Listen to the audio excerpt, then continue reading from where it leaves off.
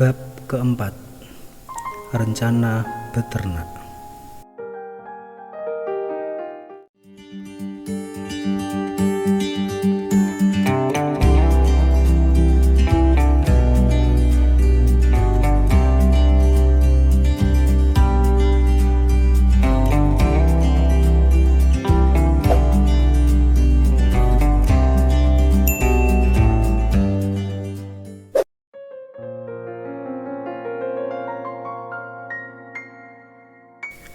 Pada suatu hari, anak-anak di kampung Godok tengah asik membicarakan peternakan.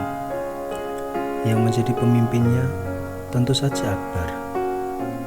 Ia merupakan sosok seorang anak yang menjadi idola anak sebayanya. Pamornya terpancar dari tindak perbuatannya setiap hari. Lingkungan anak-anak menganggapnya sebagai pemimpin yang patut diteladani. Mereka begitu bersemangat untuk mendirikan peternakan sebab sering melihat dalam acara siaran televisi bagaimana gembiranya seorang peternak yang berhasil. Yang menjadi idamannya yaitu beternak kambing atau biri-biri. Selain itu, mereka pun mencoba pula ternak kelinci yang saat itu tengah digemari masyarakat banyak.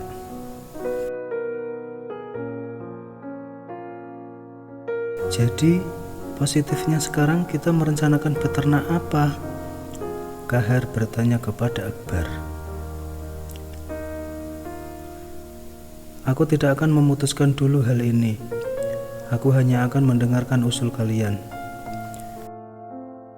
Setelah itu, baru aku akan mengambil jalan yang terbaik. Aku sebagai pemimpin yang tak ingin memonopoli hak anggotanya, sahut Akbar seraya tersenyum kepada semuanya. Oh begitu, kalau itu yang kau maksudkan, marilah sekarang kita merundingkan masalah ini, sela Kahar kepada kawannya yang lain. Bagaimana pendapatmu, Roji? Sebaiknya kita beternak apa? Kahar bertanya kepada Roji. Roji termenung sebentar. Menurutku,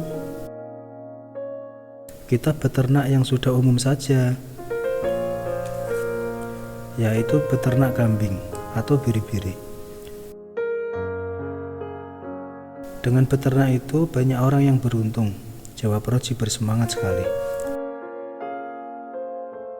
Alasannya? Tanya Kahar. Selain harga dagingnya tinggi, banyak juga peminatnya.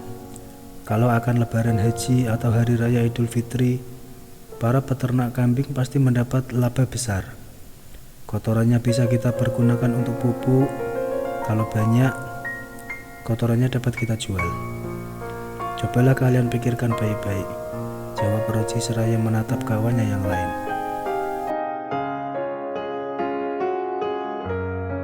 Rencanamu baik dan bisa dimengerti, akan tetapi kita harus berpikir pula bahwa biaya mendirikan peternakan kambing bukan sedikit. Kambing sekarang mahal-mahal harganya, apalagi kalau kita sengaja mencari kambing bibit unggul. Selain untuk biaya pembelian bibitnya, kita pun perlu biaya untuk membuat kandangnya yang baik menurut kesehatan. Namun, bukan hal yang tidak mungkin jika tahap selanjutnya kita telah mempunyai dana cukup besar. Akbar memberi keputusan. Roji dan kawan-kawannya menganggukkan kepala tanda mengerti maksud Akbar.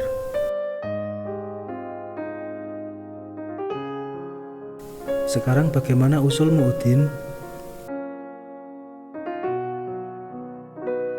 Tanya Kahar. Bagaimana kalau kita beternak ayam negeri saja? Seperti kita ketahui, sekarang di mana-mana tengah menjamur peternakan ayam negeri. Ada peternakan ayam negeri petelur. Ada juga peternakan ayam negeri pedaging. Kalau datang hari raya, keuntungan dapat kita keruk sebanyak-banyaknya. Udin tertawa lebar sebab menurutnya beternak ayam negeri pasti menguntungkan. Bagus. Sekarang memang di negara kita tengah menjamur peternakan ayam negeri. Akan tetapi, kita pun harus memikirkan pula segi kerugiannya. Apakah hal ini telah kau pikirkan? Akbar bertanya kepada Udin. Maksudmu? Udin kurang mengerti. Ayam negeri termasuk jenis unggas yang tidak tahan terhadap serangan penyakit. Jika seekor terserang penyakit, dalam waktu singkat, ayam sekandang akan terserang pula. Selain itu, kita harus selalu mengontrolnya dan menjaganya dengan suntikan. Obat-obatannya juga cukup mahal. Jika kita memang menghendaki peternakan itu berhasil dengan baik. Bukan aku berusaha menolak usulmu, tetapi sebaiknya kita berwira swasta yang terjangkau oleh kantong kita. Masih banyak lagi yang bisa diternakkan. Coba pikirkanlah baik-baik, ulas Akbar. Semua anggotanya menganggukkan kepala. Alasan ini bisa dimengerti oleh mereka. Coba sekarang engkau, Ahmad dan Neni. Kahar menoleh kepada kawannya yang lain. Ahmad dan Neni saling pandang karena mereka belum mempunyai bahan untuk mengemukakan pendapatnya.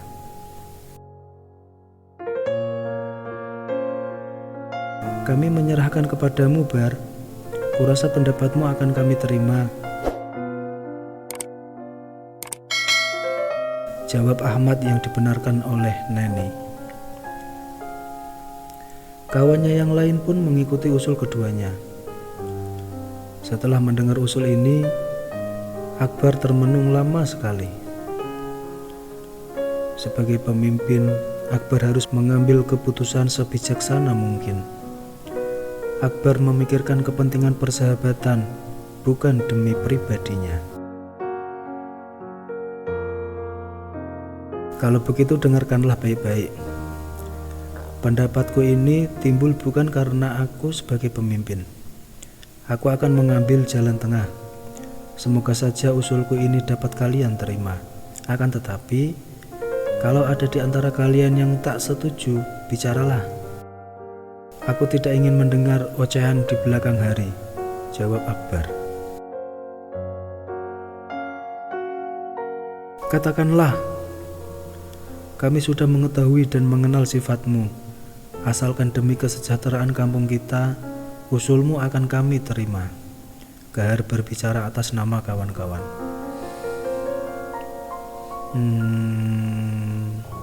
Bagaimana jika kita beternak kelinci?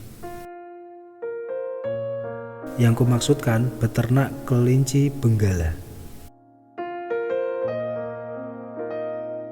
Mendengar hal ini, semua anggotanya hening sejenak. Satu sama lain saling pandang. Mereka harus mendapat kata sepakat dari semua kawannya. Beternak kelinci? Kahar dan kawannya agak keheranan. Ya, kita sebaiknya mendirikan peternakan kelinci benggala, jawab Akbar tegas. Iya, bagaimana kalau kita beternak kelinci benggala? Sahut Akbar sambil memandang semua anggotanya. Apa alasanmu ingin beternak kelinci benggala? Anak buahnya bertanya ingin tahu alasannya. Mendapat pertanyaan ini, Akbar tersenyum.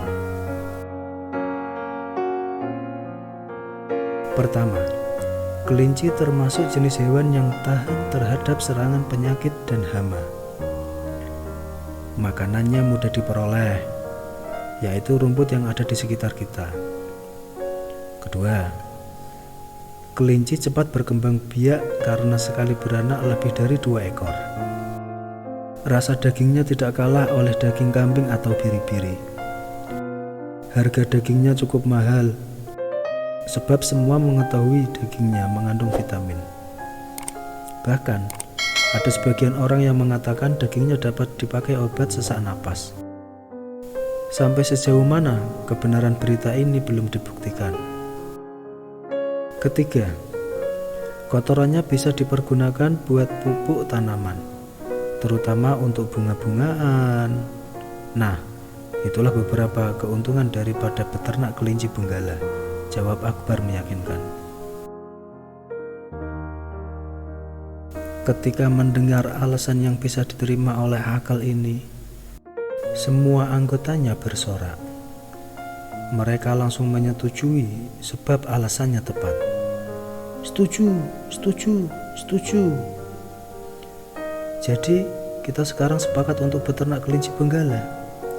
Untuk keperluan ini, kita harus sudah mempersiapkan segalanya dari sekarang, Akbar menjelaskan. Baiklah, mulai sekarang kita harus bersiap menjadi peternak kelinci. Kahar tersenyum puas. Kapan kita hendak memulai rencana beternak ini? Tanya Kahar. Besok kita mencari bahan untuk membuat kandangnya. Setelah itu, kita berangkat ke rumah Mbah Aceng.